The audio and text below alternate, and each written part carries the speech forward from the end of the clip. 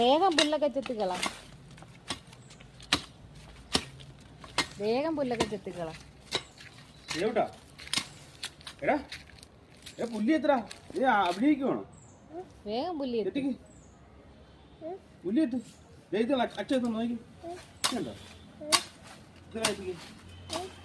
അച്ഛൻ എത്തുന്നുണ്ടോ?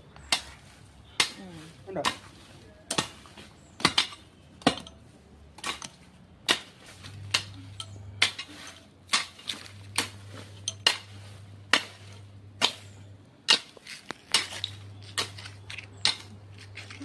നീ എന്തുവാടി കാണിക്കണ്ടേവാ?